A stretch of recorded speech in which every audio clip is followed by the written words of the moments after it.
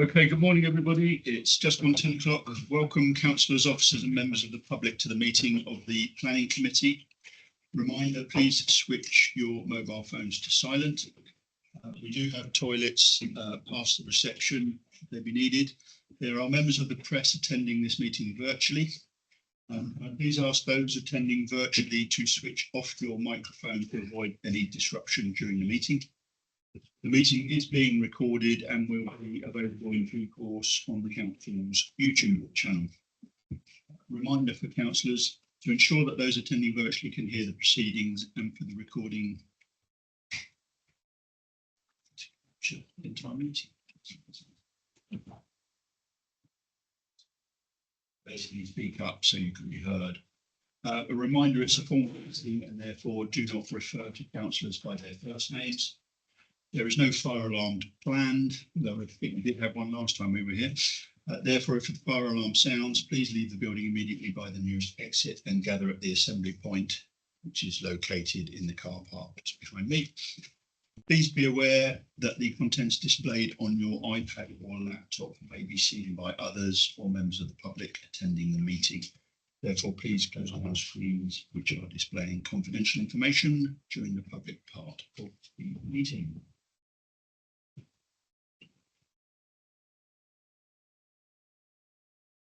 So that brings us to the agenda. Item 1, apologies for absence, please. I've received apologies from councillors Seeley, Maddox and Whitehead, Chair. I note that Councillor Bullen is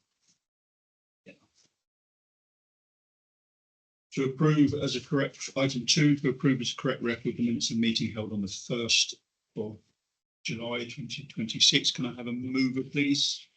Councillor Mackie and a seconder, please. Councillor Knight. All in favour?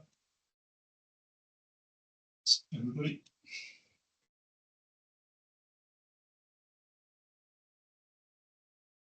Thank you. Item 3, items brought forward which in the opinion of the chair should be considered by the meeting as a matter of urgency. A few items to bring to your attention. The first, thanks to Councillor Mackie for contacting me, but the Devonshire Homes Appeal for application, I think it's 78993, 77453 was the withdrawn application, land south of Yelland Quay. So there is a public hearing on the 11th of November if anyone wishes to attend. This was a delegated decision refused by officers for 200 dwellings and 0.5 of a hectare of commercial, community and business use. If you've got any queries, please contact me or Tracy or the case officer. In September and October, we've got some bite-sized training, so we'll be here at 9:50, not here, probably the rugby club, at 9:15, please, for half an hour of bite-sized training. First one in September is changes to the planning system, and in particular committees coming into effect on the 31st of October 2026. Carol Norman has kindly prepared some slides and I believe is going to circulate those in advance of the meeting so we can be prepared for questions. There are quite a few changes and there will be impacts on the way this committee applications come into the committee, the number on the committee and the like. Carol Norman will explain that further. And in October, some of you may know we've already had the changes to BNG, came into effect on the 6th of August. So there's changes to the rules there, self-build, custom build and sites of 0.2 of a hectare exemptions and the like. So some significant changes there as well. So that's September and October. And lastly, to thank members who came on the annual site visit last month. It was very enlightening, in particular the Kavana Homes site in North Devon, a lovely site for dwellings. A very engaging gentleman spoke to us and struggling to sell. And there doesn't appear to be anything wrong with the properties, it's the market and the economic conditions. Also the site in Witheridge for 155 dwellings. Very interesting, and a quick drive-through path fields. So really to remind you to send in comments to Tracy so that she can bring a report back to committee. So thank you for that. Item 4 is declarations of interests. Do we have declarations of interests? Yes, we do. So for item 6, Councillor Leatherby has declared a disclosure pecuniary interest. He is the applicant. He will leave the ring for that one. For item 7, Councillor Bishop has declared a non-registrable interest as a volunteer of the food bank. And I think he might be in the room for that one. Councillor Peter Lever, also an NRI, also a volunteer, and will leave the room for that item. And then, Not a volunteer, but I've had communications with. and then item 8. I am the agent. You are the agent, so you've declared a DPI as well, and we'll leave for that one. Also, Councillor Lever has also declared a DPI for that one, as the agent is his client, and he will also leave the room for that. Be grateful, Chair. Thank you very much. That captured all the interests. Perfect. Thank you very much. Item 5, to agree the agenda between Part A and Part B. There is no Part B. So we move on to Part A. Item 6. We do.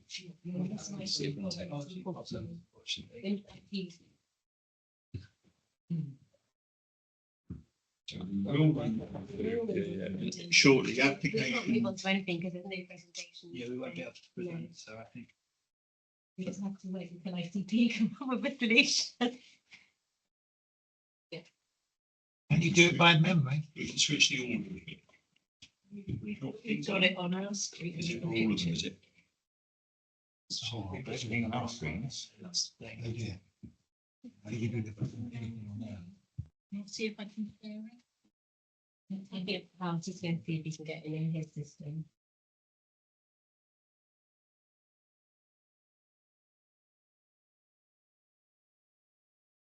That's all right. So item 6 is application 81696 at 97 apologies, Northridge Lodge, Hilmer Lane, Martin.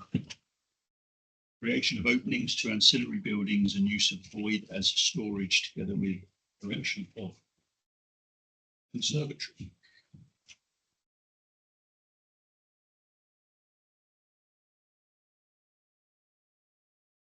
So Lane. Chairman, would the planning manager be able to deal with the appeals and while we are waiting for something? Because that's all. She was in the room. Yeah, well, she's gonna run a. Certainly ask when she comes back, Councillor Lane, thank you. Suspect that might all form part of the same presentation.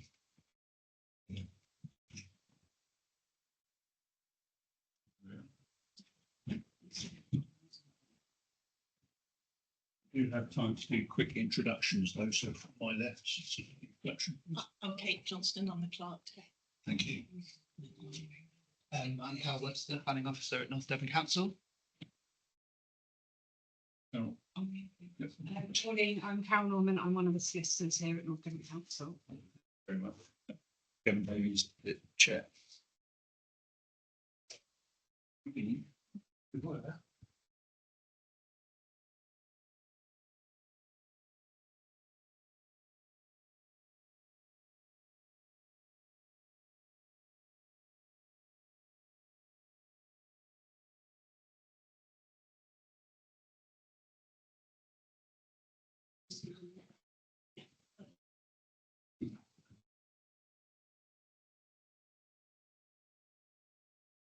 Don't want to do a news.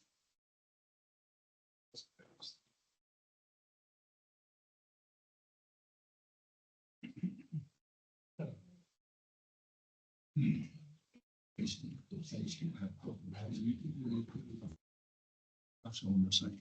It's I quite like giving the video presentation, as in the screen shot.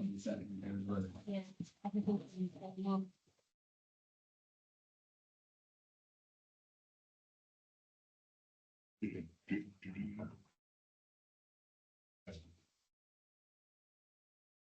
I was going to pick Steve out.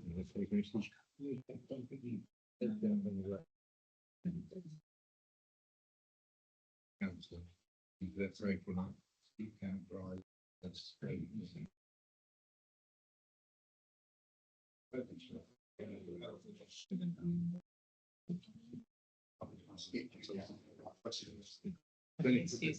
Yeah. I've got to wait. I've got a bit on. Yeah, they think the brakes, they take it back to get back to grounds.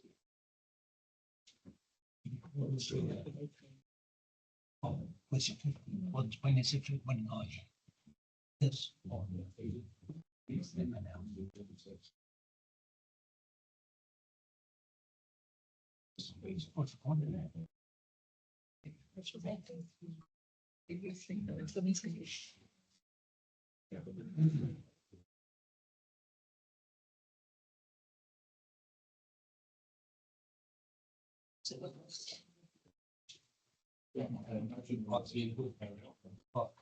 The receiver.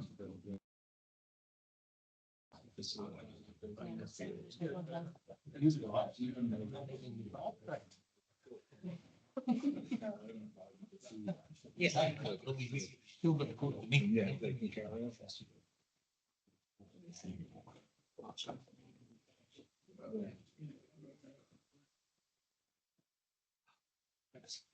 Okay, members, it looks like we've won the IT battle, so let's look over to our officer for presentation application 816947. Members, Did you just want to, is the planning manager introduced? and Tracy Blackmore, our planning manager, you missed your introduction. Oh, did I? Sorry. Sorry. I think she hadn't done introduction. Apologies everyone for the delay.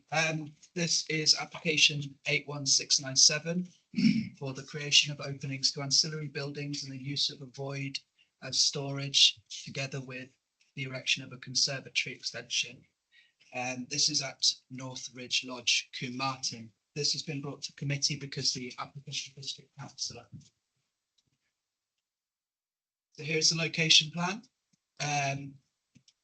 The site or the dwelling is now called North Ridge Lodge. It was formerly known as Manleys or Manley Lodge. It is just outside the development boundary of Combe Martin, and is accessed via Kiln Lane, which then goes up to the A399, the main road through Combe Martin.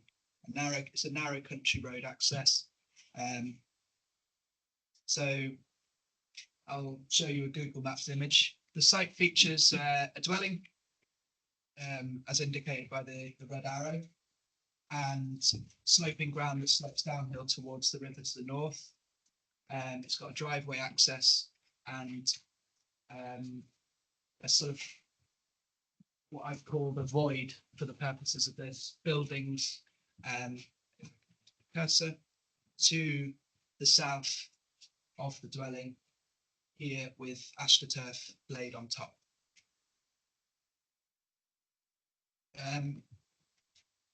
The site is also within the North Devon Coast National Landscape.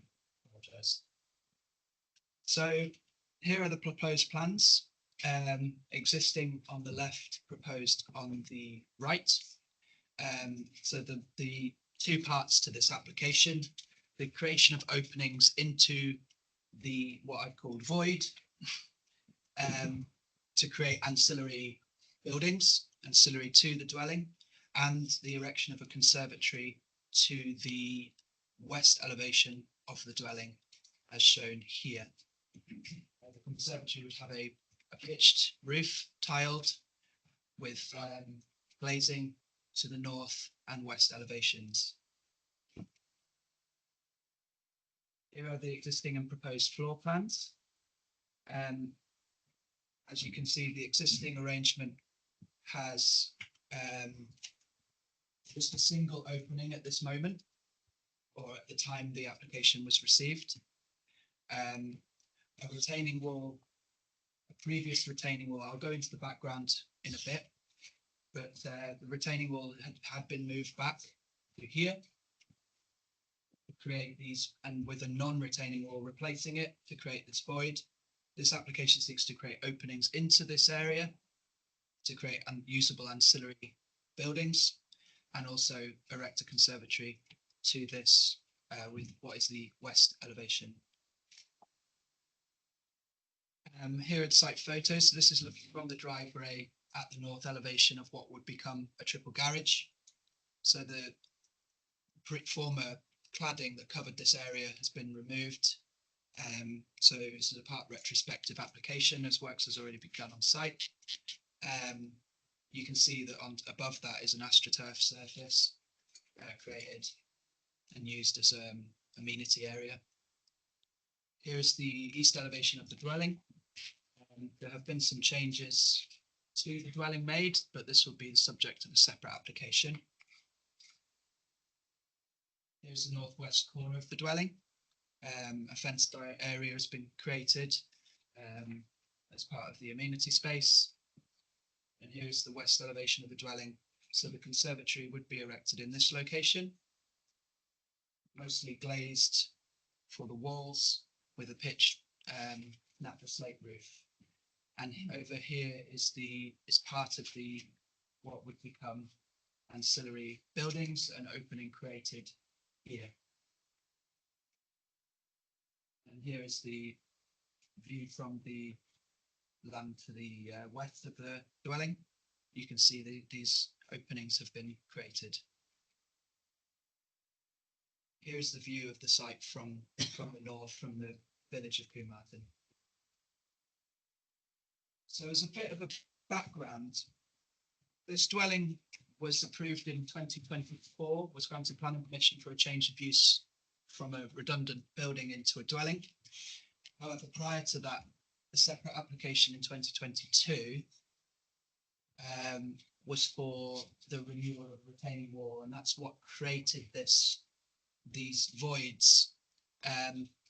Upon site visit, I have been on site visit to the site prior to this application, and was not aware that there were voids in this area, but this has become apparent as part of this application. So since then, in 2024, now that the dwelling is a dwelling and has been granted planning permission to be a dwelling, and that these structures are within the red line boundary, they have become de facto ancillary to the dwelling, and may well have been ancillary in use as well. So the main considerations in the determination of this application are, in terms of the principle of development, generally speaking, ancillary development such as extensions and alterations or creation of ancillary buildings are acceptable in principle. As I said, they are within the red line boundary of the site as authorised to be a dwelling. These ancillary buildings and creating openings into them or altering them required planning permission due to permitted development rights being removed, but are acceptable in principle subject to other matters. In terms of design, the proposed development would not have significant changes in terms of the appearance and character of the area, nor the impact on the landscape. The creation of openings and use of timber doors, and the erection of the conservatory with a natural slate roof and materials in keeping with the dwelling are considered acceptable. And prior to this application submitted, the applicant engaged with us in pre-app, in which it was recommended that the roof would not be glazed in the interests of protecting the dark night skies of the AONB or National Landscape and nearby Exmoor National Park, and that has been agreed with. So we have a reduced light spill impact, which accords with the duty to conserve or enhance the landscape. As such, in terms of design, the proposal is considered acceptable. In terms of amenity, any nearby residential uses are a considerable distance away. The main bulk of them are in Manleys, which is a nearby dwelling, but the conservatory would be facing away from that. So it's considered unlikely that there would be any significant amenity impacts resulting from the extension, nor the ancillary use of these structures. In terms of ecology, a wildlife statement was submitted. The proposal would involve minimal alterations to the roof, and there was no gaps in that roof that were highlighted as being potential habitat for bats or birds. And this was agreed with the council sustainability officer. It's considered that to create a biodiversity net gain, a condition would be imposed subject to the approval of this application for bat and bird boxes to be added somewhere on the property or in relation to the development.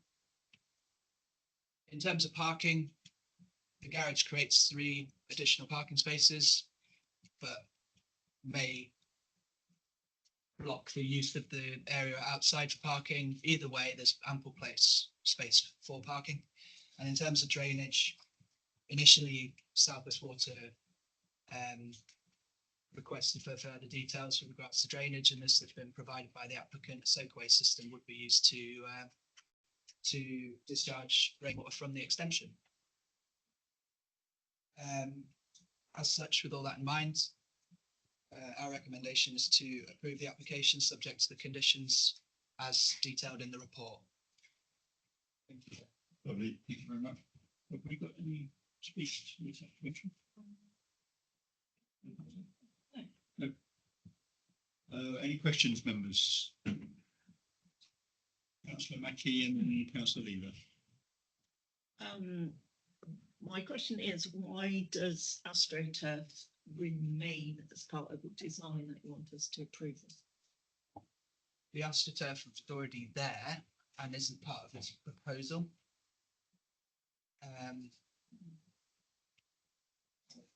When AstroTurf wouldn't require planning permission. No, I know. It's Material just that operation with it. when designs are put in, they often, part of the ecology report tends to push that as being, a good thing. So you're saying that this design doesn't include what is already there, sadly. Yes, so the application is brought forward here doesn't relate to the materials used in those buildings and what was there before. That was the subject of a separate application or something to debate. But yeah, as Tracy has said, the laying of AstroTurf doesn't actually require planning permission, therefore is likely to be completely out of our control. Thank you. Thank you, Councillor Lever. Yeah, just on the view from Draper's Close. Where are we? That one, yeah. Couple of things. One is I'm trying to understand if the timber fence, which is the brown stuff, if that's completed or is that something that's in progress? Because obviously that would, if there's more to go on that would screen views of the conservatory from that a bit more. I didn't know. It appears that the fence has been designed to be as such. Okay. Yes. All right. And the other question, I mean, it doesn't form part of this application, is I didn't really understand what's happening with the cladding on the main building and how that will follow through into the conservatory, because it looks like in 2022 it was timber clad, and now obviously that cladding has been removed. Do you know if that's due to be replaced? And As far as I've been made aware that it was to be replaced at the time of site visit, and I can confirm I've just been shown that it's been replaced. Okay. Whether we pursue matters relating to the change of materials on the dwelling will be subject to a different case, I think. I've discussed with the agent and the applicant with regards to submitting another application to regularise alterations to the dwelling. Okay. Any alterations that require planning permission. But it doesn't form part of this application that we're doing. All right. Okay. That's a good question. Is there another regularisation application around the corner on this one? Or Potentially. it sounds like it. I think this is just something we'll monitor going forward. Yeah. Committee members probably remember the 2024 application when we converted the garage. Yeah. It has obviously been subject to enforcement notice previously, but it's probably something we will just be doing ongoing monitoring on this site. We're nearly there. Any other questions, Councillor Knight? Yes, it's interesting that your department planning the department recommended a slate roof for the conservatory. Is that new recommendations coming down from on high? Because it's an interesting development. So many conservatory opaque roofs are opaque. Well, in policy DMO 8A, one of the points made in there is to look to protect the dark night skies of the AONB and Exmoor National Park. So with that, there's an incentive to try and push for more enclosed roof spaces. Obviously, in conservatories, some of them are permitted development, but they do cast or have potential to cast quite a lot of light upwards in protected areas. So it's that site-specific sort of thing. Yes, Okay, thank you. Oh, where interesting. possible, where it's ideal. You know, in the case of where we can control it, and in this particular site, it requires planning permission, so we can. So it's more than a recommend it. recommendation. Sorry. Is it more than a recommendation? It's listed under condition 3. Right, I was looking at that. Thank you. Yeah, it's materials. Yeah, it's a materials condition. I apologise. That's true. Thank you. Thanks, Jeff. If there's no more questions, we move to debate. There's much to debate. Sure, I'll kick off. I mean, I know the site well. And a lot of this debate wouldn't happen unless it was a conversion. Normally, a lot of these changes would be stuff that people carry on and do as on their own hand anyway. Chair. So, and it actually, because of the way the trees and the landscape work around it, beginning to blend in already. It's all, you know.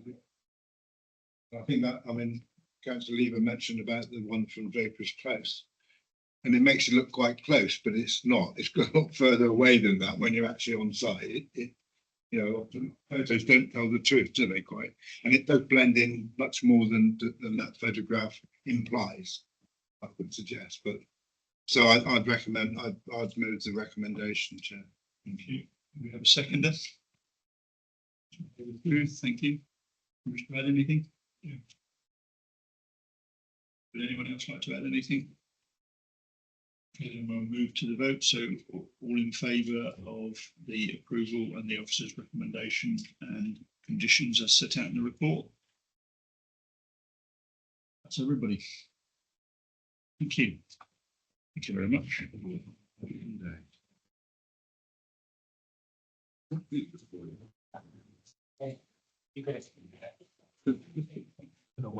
You're leaving, are you? Yes. Yeah, and you'll bring. I'll bring in. I'll go in. Thank you.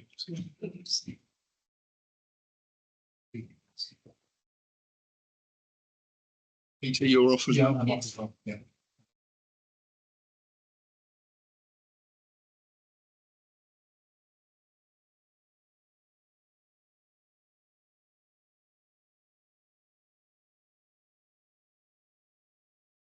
I think that's one of IT coming. It's not coming up on the.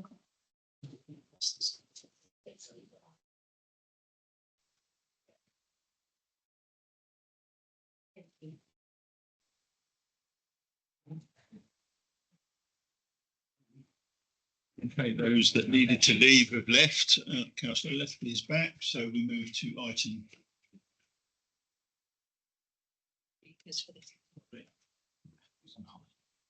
We move to item 7, which is application reference 82011, North Devon Shop Mobility Centre, Albert Lane, Constable. Change of use of the Shop Mobility Centre to North Devon Food Bank. A report by Tracy Blackmore, and this is before us because we are the owners of the building. So not my report, but the case officer's on holiday, enjoying lovely Italy. So you've got me doing the presentation. So thank you, Chair. So we're on page 31 of the agenda. So it's planning application, as the Chair said, 82011, the change of use of Shop Mobility Centre to the North Devon Food Bank. And yes, the application is before Planning Committee due to the building being owned by North Devon Council.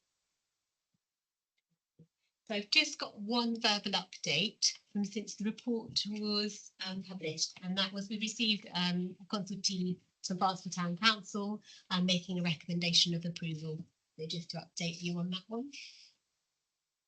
Just going into the presentation, as you can see, this is a location plan of the building outlined in red. And this is an aerial image of the site with the building outlined in red. I'm sure lots of you are familiar. This is basically the sort of centre of Barnstable backing on to the Barnstable bus station. And this is the photo of the front elevation. As you can see, the building has actually been redundant for a little while. And this is the view of the site from Silver Street. You can just see the bus behind, and then the mobility centre just in the centre there. And this is the site in context with the bus station. They're just slightly further out. And then this is the photo of, which I will come through into in the highway section of the available parking for delivery vehicles to the food bank. So just going on to the existing elevation and floor plan. And then moving on to the proposal. Well, as I said, the proposal is to convert the former shop mobility centre to use as a food bank. The planning permission was required because the previous consent for the shop mobility centre actually specifically applied to that. So hence why we're here in terms of needing planning permission for that change of use. There are no external alterations proposed at all. They will remain as existing externally. There are some proposed internal changes. So the case officer did receive amended plans during the course of the application, and that was to increase storage areas for sort of waste and recycling and food waste internally.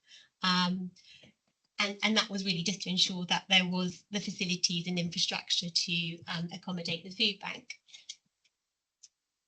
Just very briefly, obviously you've read the report, just going through some of the planning considerations, the principal development, there is principal support for the reuse of the application site. It is a community use. Design and impact on heritage. It is within a conservation area, but as I said, there is no external changes proposed, so therefore we don't consider there would be any impact on the setting of the conservation area. Amenity. As advised, the internal space for the refuse and recycling facilities has been upgraded and improved, and the rubbish will be collected by the food bank's own vehicles on days that the facility will be in operation. There are no ecology impacts. Flood risk and drainage. So the site is located within flood zone 2 and 3, so we know that that is more at risk of flooding. However, given the previous use and this use, there is exactly the same vulnerability of the use. You will see set out in the conditions that the case officer has asked that a flood risk plan or a flood risk emergency plan is in place prior to the building being first used for the food bank, and this would ensure that the risks are managed safely, and that would be in accordance with the Environment Agency. Highway safety, so parking for the operator's delivery vehicle is proposed to use those existing parking spaces that I showed you. Given the town centre's location, it is sustainable. We consider that there is no other highway matters of the constraint. It is a sustainable location near to not only Barnstable bus station, but there are lots of public car parks nearby. So if people want to use the facility, there is parking nearby. So the recommendation, Chair, is of approval subject to conditions set out in the report, on 41 and 42. Thank you. We have a registered speaker, either Alan Dobson. Yep, I've got written down Alan Dobson or Trevor Higgins if Alan's not here. So Alan Dobson. I nearly wasn't here. I then turned up that Trevor's already ready to go. So with permission, Trevor.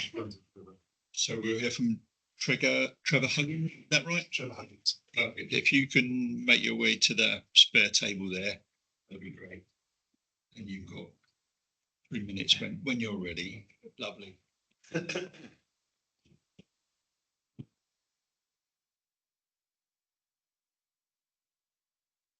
Button now. Obviously, we sincerely hope that you'll be able to approve our application today, but we also just like to thank you for the support that you've given by providing a temporary licence, which was granted by North Devon Council, so that we could do some light dusting in this building. It's been derelict for 3 years. Put in a small amount of racking, and that logistical help, if you were able to improve the application, would have given us a big flying start.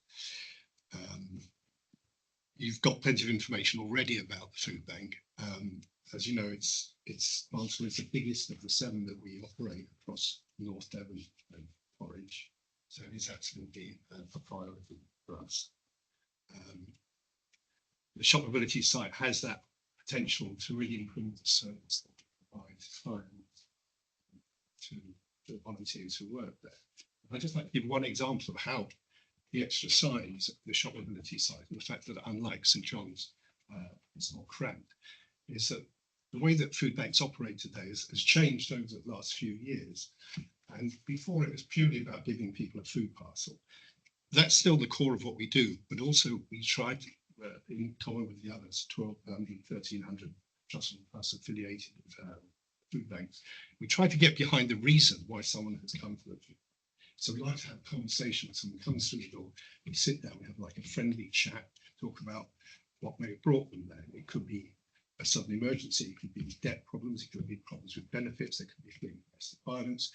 And we have this conversation, which is a key part of the service that we do, because we think that if we can solve the problem that brought them, then we don't see them again.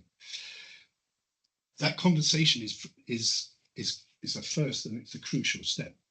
At St John's, we could be having that conversation with somebody who's going through a very difficult period of their life, and there's someone standing right behind them. So that's going to inhibit and limit what they're going to be able to say, and that's going to limit and inhibit what we can do to help them. So it's an issue that has a very practical impact, because at the end of the day, our aim as the food bank is to do the best that we can for the people, certainly in Barnsley.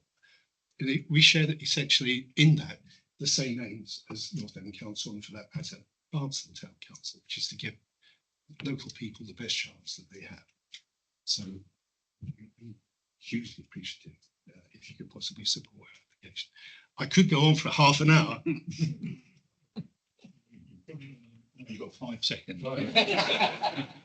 Say another minute. Thank you very much.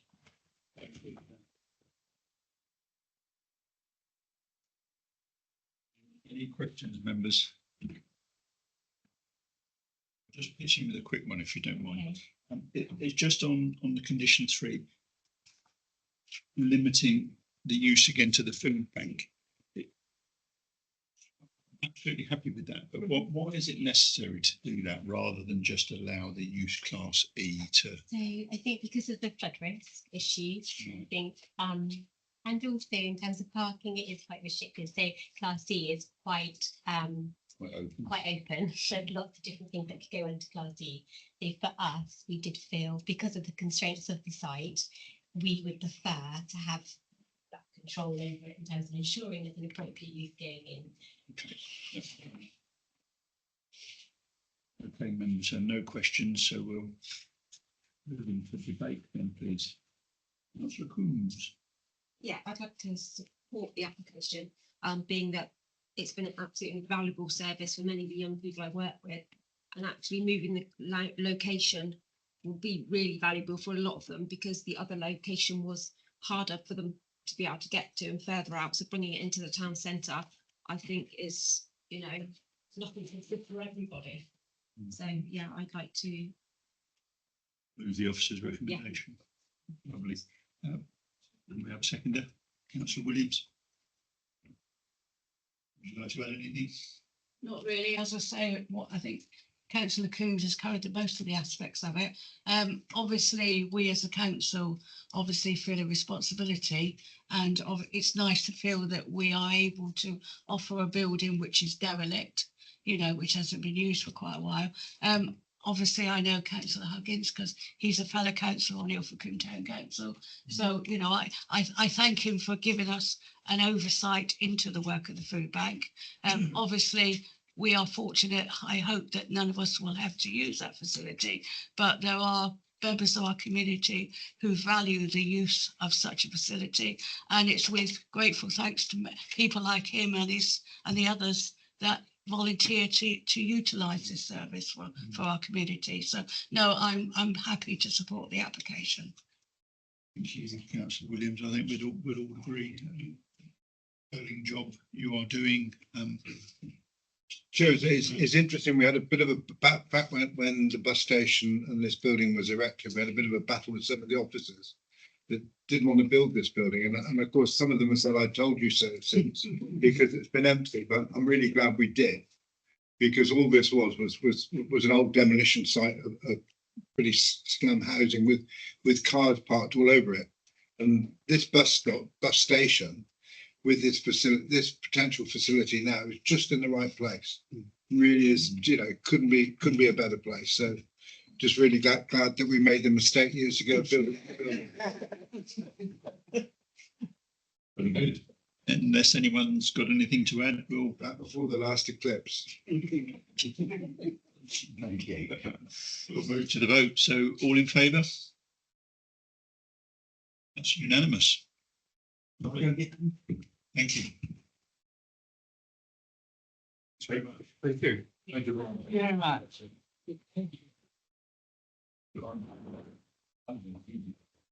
People find out that we'll pick up this. It's been on 15 years.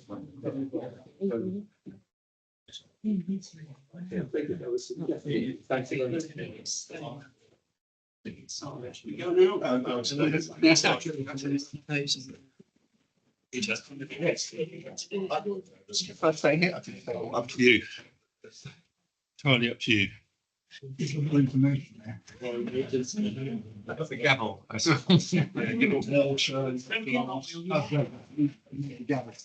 Yeah, yeah. Thanks.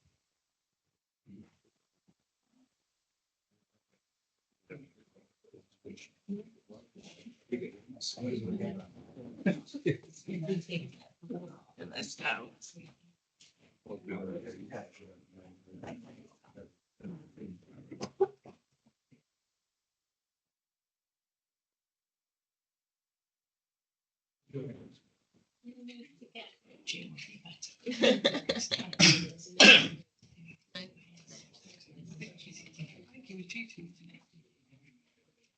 Oh no, he would be. Oh, really? Very. Goodness me.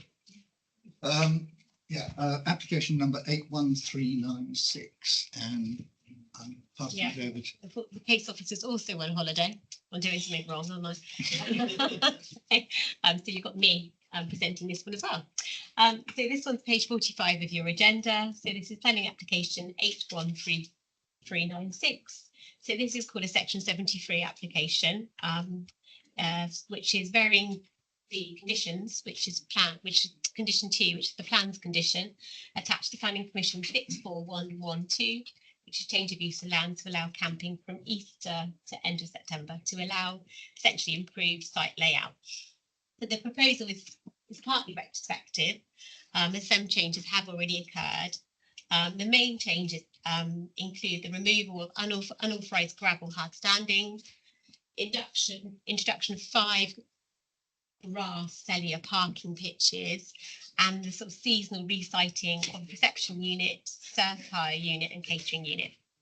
So this planning application is being presented to committee due to the agent being a district councillor. So I just have one verbal update for this one. So I would like members, if you are wishing to recommend approval, to also add an additional condition to your recommendation, which is no external lighting shall be installed or erected on the site at any time. So I will go back to that, but if we could just remember adding that condition if you were minded to do, that's what I would recommend you to do. So just to go through the presentation, this is the location plan of the campsite outlined in red. The application site is a small campsite to the north of Moor Lane in Floyd. This is an aerial image of the campsite in operation. So this is the view of the campsite from the highway. This is a photo taken from the street scene in Moor Lane. This is a photo of pictures 34, 35 and 36 with the gravel hard standing, which is due to be removed. This is the photo reception building for the campsite, which you can see is on wheels, which are seeking to relocate to the front of the campsite to be more centralised, which again, I will come into a little bit more detail of that rationale further on. This is the site plan as existing, as the site is now, and this is the proposal. So just to go through again with you, just so you know what you're actually voting on. So the proposal is seeking the following amendments to the layout of this, as you can see, established campsite. The removal of the free gravel hard standing areas, which we just saw the photo of. Removal of the hard standing pitches between pitches 33 and 34. The creation of 5 grass cellular paving vehicle hard standings, which you can just see. I don't know if my cursor is working. Which is these 5 grass cellular pitches here. And the relocation of the reception building and Biffin's kitchen and surf hire adjacent to the new paved hard standing. So the revised layout is to provide a better experience for campers and to locate the facilities in one area rather than spread across the campsite.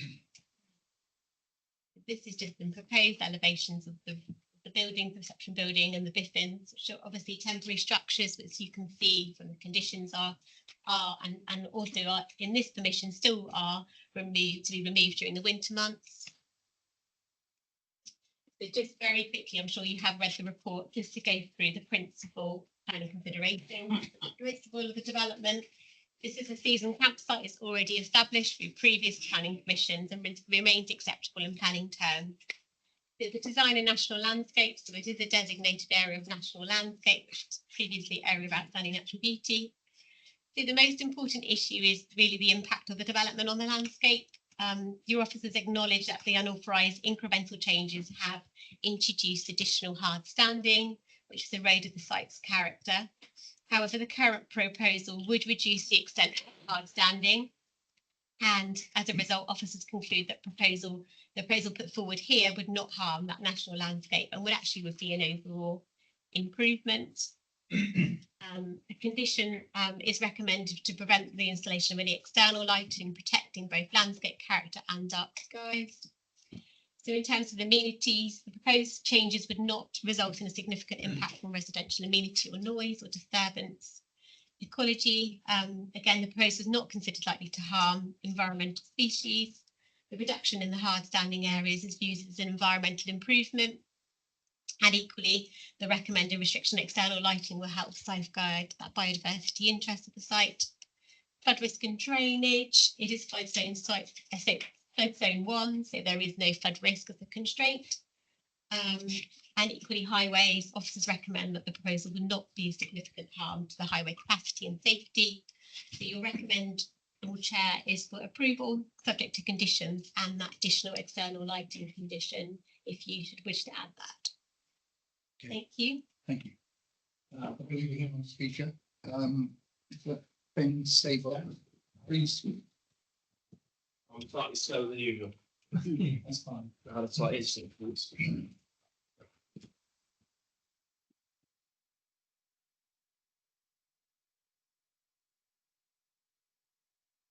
Sit down. That's okay, yeah. That's great, thanks.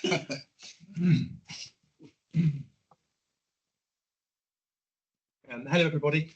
My name is Ben Seabold, and my wife and I, Louisa Seabold, we're here today to represent our business, Ocean Pitch Campsite in Croyd, which you've seen. And of course, we're supporting our application. Thank you for taking the time to consider our application for our improved site layout at Ocean Pitch in Croyd. I'm sure you all have time to familiarise yourselves with the application and all the details, which we feel we've tried to be as thorough and detailed as we can with the application. I feel slightly bad because I'm mainly just putting forward to say thanks to Steve, but you've presented it. But But it's really just to take a minute of your time to say thank you, predominantly to the playhouse for Steve Emery.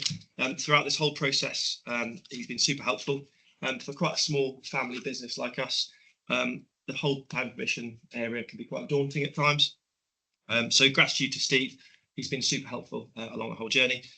He's remained super and highly professional throughout the whole journey, but he's communicated really proactively with us and given us advice to achieve, hopefully, a positive recommendation from you guys and girls.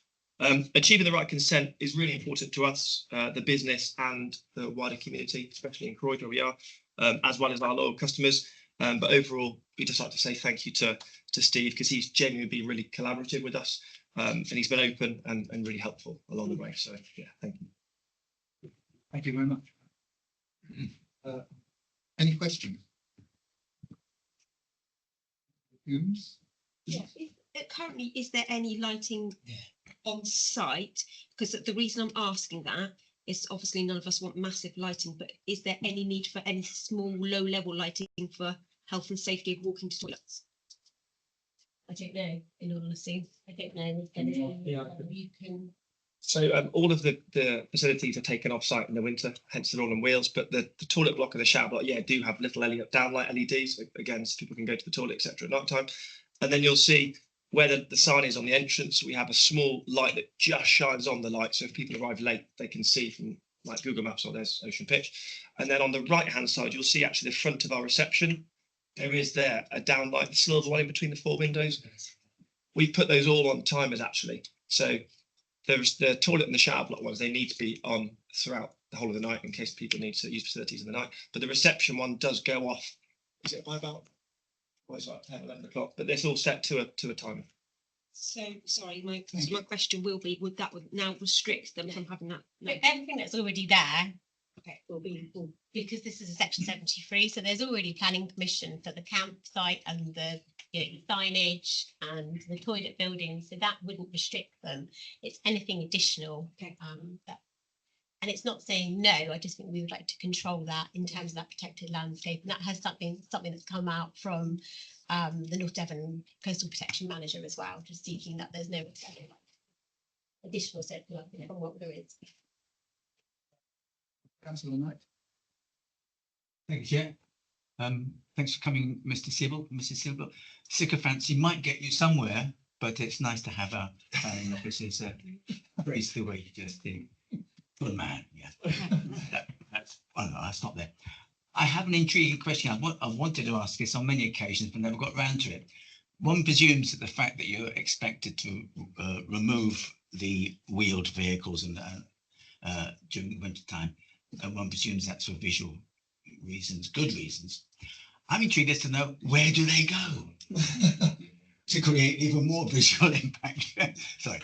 They go well for years. We've worked with local farmers and they've put them and hidden away on farms.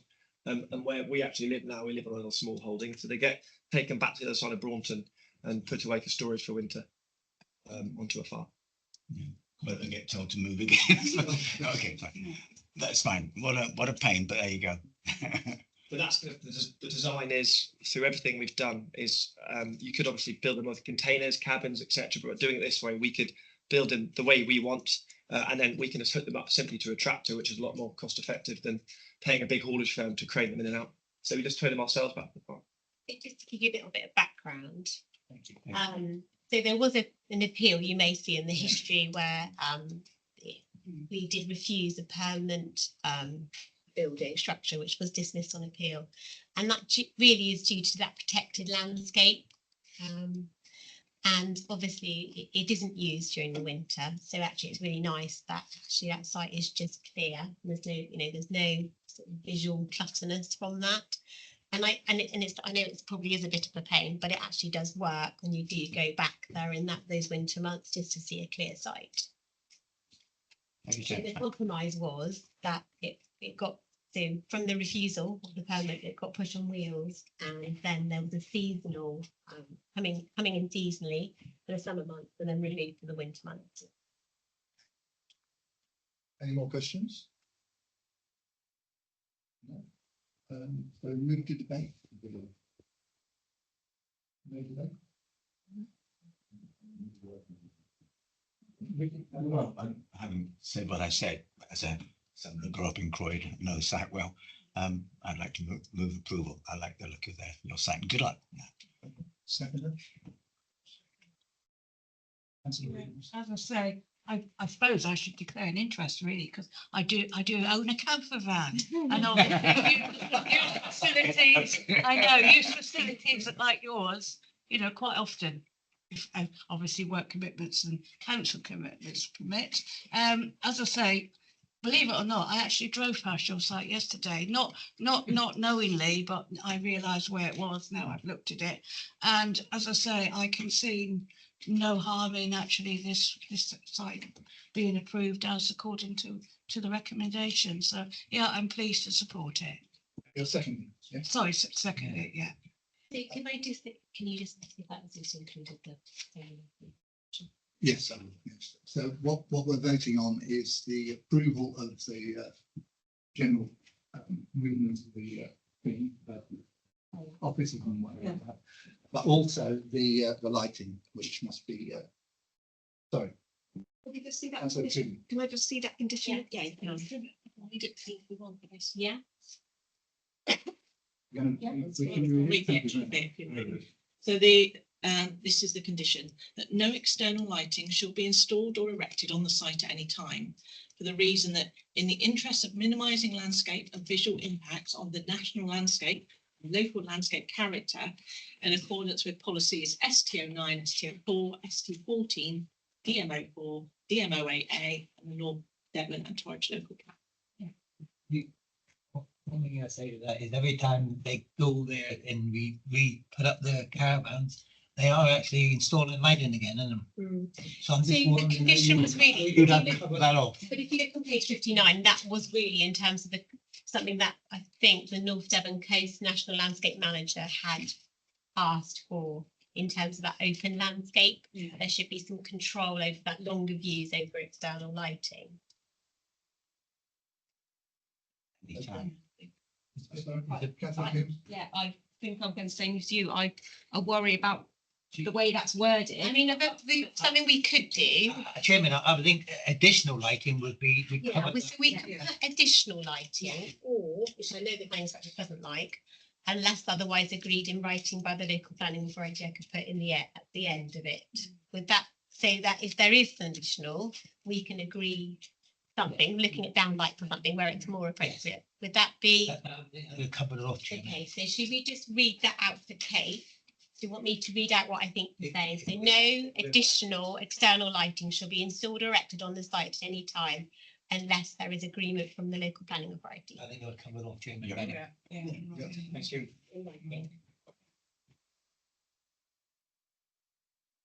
Okay, so we're voting on that amendment. That condition. And the general approval. All in favour?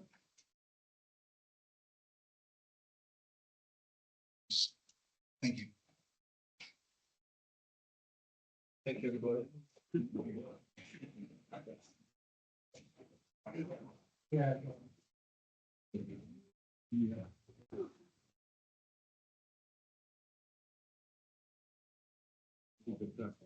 Yeah, I know, yeah.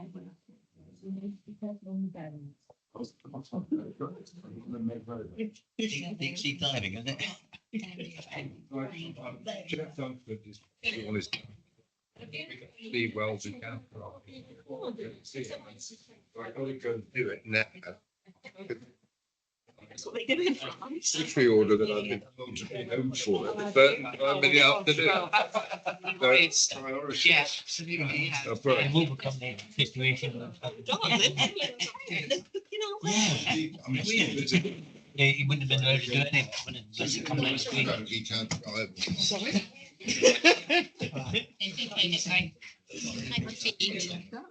No, nothing much on it here. I'm just trying to think, and I think it's all right. It's still being recorded. I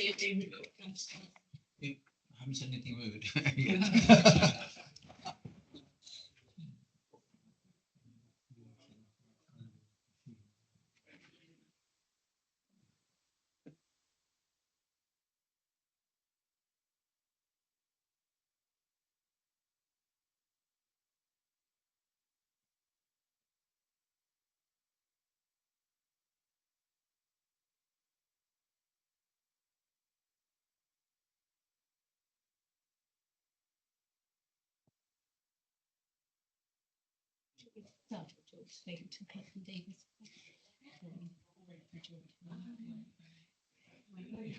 We adjourned, so.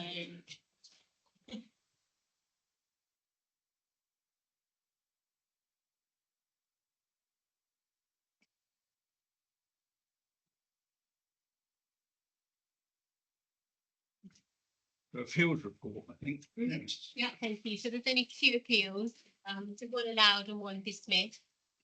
So the first one, which was allowed, which was a part that set up proposing for retention of caravan, rural workers dwelling, an associated agricultural building at Horseshoe Lodge, Farrington, Umberley, which I know the chair knows a little bit about.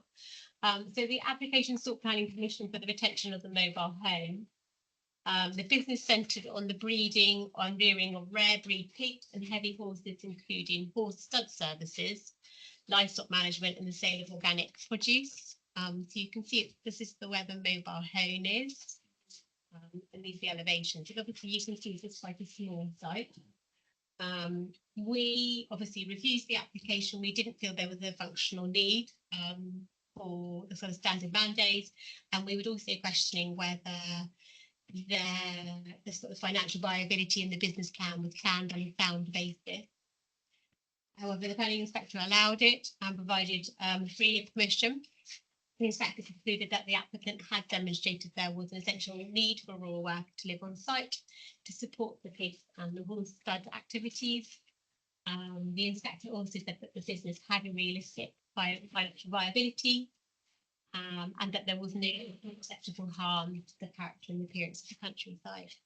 So I think something we are finding, particularly rural workers dwellings, is planning inspectors are possibly giving them a little bit more of a go in terms of they know they have that 3-year permission, to sort of give them a chance. So it's probably something we do need to have a look at, possibly in the new local plan coming forward, and just how we are looking at some of these temporary agricultural workers dwellings. You don't need to, if you wanted anything, this is your ward, isn't it? You wanted. Yeah, I mean, we were very surprised, to be fair. One thing that we picked up on was item 58, para 58, which suggests a condition for submission and approval of the foul drainage system. But when you actually look at the schedule of conditions, condition 4 refers to detailed surface water. Yes. So I know the officers picked that up. With him. So I did speak to him yesterday. He hasn't received a reply, so we will chase that. I think that's important because that's the trigger, isn't it? They need to submit that within 3 months. So why are they submitting? Yeah. And then you're obviously going to monitor it. Yeah, so we'll monitor it in 3 years' time, because they'd obviously need to put another planning permission in for a permanent dwelling, or we'll seek to extend the time frame for this one. So we'll see what comes in on that time. Yeah. So the second one you will be all familiar with, because actually it was your decision. It's obviously the right decision. It's just demolition of a equestrian building and erection of local needs dwelling at land of Bottoms Lane, Darracott, Georgian. I'm sure a lot of you remember. So the inspector found that Darracott didn't contain the sort of facilities or services and was limited access to public transport. There was harm to the character and appearance of the area. And ultimately it wasn't a sustainable location. Conflicting with our social statutory and our planning policies, and protecting rural landscape. And yeah, so the harm of that outweighed the limited benefit in terms of the provision of a Southfield home. I think you remember the lady coming and addressing us, she was the local school teacher. Yeah. Any questions, members? Nope. Thank you very much for that. Yeah. Item 10, to consider if any planning site inspections are required. I'm not aware that we've got any scheduled. We will close the meeting. Thank you very much, members. Enjoy today, and don't forget the eclipse tonight. Yeah.